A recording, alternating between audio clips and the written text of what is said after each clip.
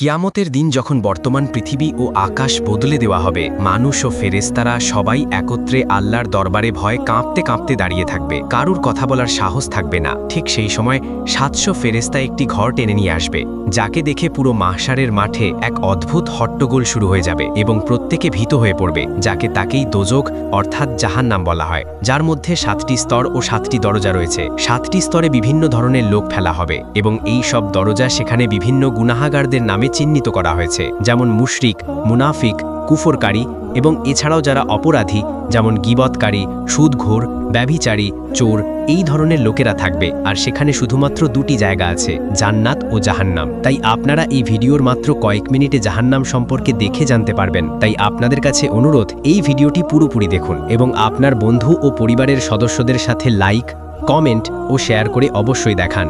তো আমার প্রিয় মিষ্টি মিষ্টি ইসলামী বন্ধুরা, জাহান্নামও একটি ঘর এবং এতে নানা রকম শাস্তি রয়েছে।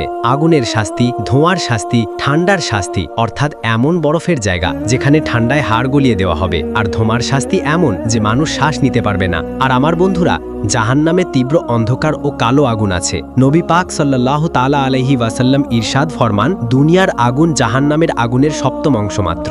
আর জাহান্নামের আগুনে আলোর কোনো নাম নিশান নেই। এটি বদকার ও কাফিরদের থাকার জন্য তৈরি করা হয়েছে। কাফিররা এতে চিরকাল বন্দী থাকবে। আর যখন জাহান্নাম কুফার, মুশরিক ও গুনাহাগারদের দিয়ে ভরে যাবে, তখন এর আগুন আরও প্রজ্বলিত হতে থাকবে। জাহান্নামের আগুন এত তীব্র যে যদি এর একটি সূচের ছিদ্রের সমান অংশ দুনিয়ায় খোলা হয়, তাহলে পুরো পৃথিবীর মানুষ এর গরমে মরে যাবে। আর যদি জাহান্নামের কোনো দারোগাকে এই দুনিয়ায় পাঠানো হয়, তাহলে তার ভয়ঙ্কর চেহারা দেখে সবার প্রাণ বেরিয়ে যাবে এবং কেউ জীবিত থাকবে না। জাহান্নামীদের নানা রকম শাস্তি দেওয়া হবে। বড় বড় সাপ ও বিচ্ছু কামড়াবে। জাহান্নামের বিচ্ছু উটের আকারের সমান হবে। আর জাহান্নামের সাপ যদি এই দুনিয়ার কোনো পাহাড়ে একটি দংশন করে, তাহলে সেই পাহাড় টুকরো টুকরো হয়ে যাবে। ভারী ভারী হাতুড়ি দিয়ে মাথা থেতলে দেওয়া হবে। খুব তীব্র ক্ষুধা ও তৃষ্ণা লাগবে। আর যখন জাহান্নামীরা পানি চাইবে, তখন তাদেরকে তেলের তলানির মতো ফুটন্ত পানি ও পুজ পান করতে দেওয়া হবে।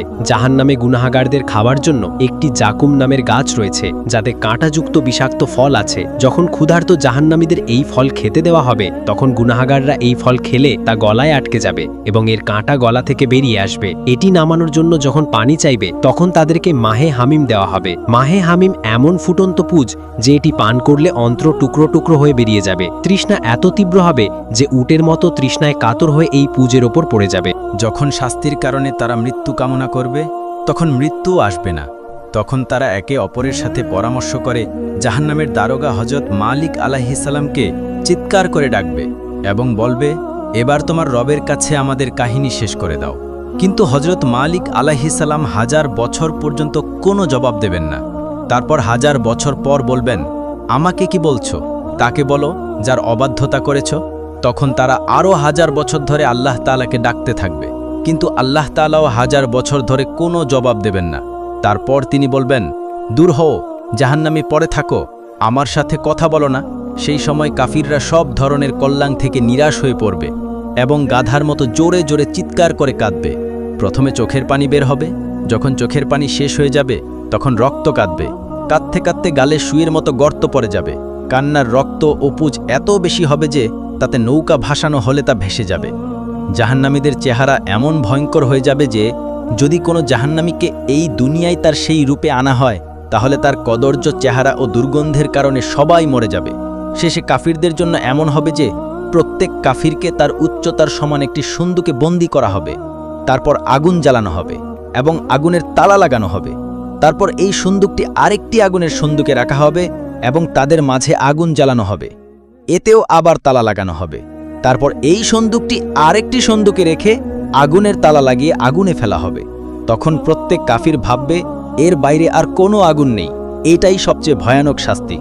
আর এখন চিরকালের জন্য শুধু এই শাস্তিই থাকবে, যা কখনো শেষ হবে না। যখন সব জান্নাতি জান্নাতে পৌঁছে যাবে এবং জাহান্নামে কেবল তারাই থাকবে যাদের চিরকাল সেখানে থাকতে হবে, তখন জান্নাত ও দোজখের মাঝে মৃত্যুকে ছাগলের আকৃতিতে এনে জবাই করা হবে। তারপর একজন ঘোষক জান্নাতীদের ডাকবে। তারা ভয়ে ভয়ে উকি দেবে যেন এখান থেকে বের হওয়ার হুকুম না হয়। তারপর জাহান্নামীদের ডাকবে। তারা খুশি হয়ে উকি দেবে, ভেবে যে হয়তো এই দুর্দশা থেকে মুক্তির হুকুম হবে। তারপর তাদের জিজ্ঞাসা করা হবে, এটাকে চিনো? সবাই বলবে, হ্যাঁ, এটা মৃত্যু। তারপর তা জবাই করা হবে এবং বলা হবে, হে জান্নাতীরা, এখন চিরকালের জীবন, আর মরণ নেই। আর হে দোজখীরা, এখন চিরকালের জীবন, আর মরণ নেই। সেই সময় জান্নাতীদের আনন্দের উপর আনন্দ হবে, আর জাহান্নামীদের দুঃখের উপর দুঃখ হবে। আর আজ আমরা জাহান্নামকে খুব হালকাভাবে নিয়ে জাহান্নাম জাহান্নাম বলে থাকি, কিন্তু তা করা উচিত নয়। আমাদের উচিত, আল্লাহ তাআলা আমাদের সবাইকে এই জাহান্নামের আগুন থেকে রক্ষা করুন। তাই কমেন্টে আমিন লিখে চ্যানেলটি সাবস্ক্রাইব করুন।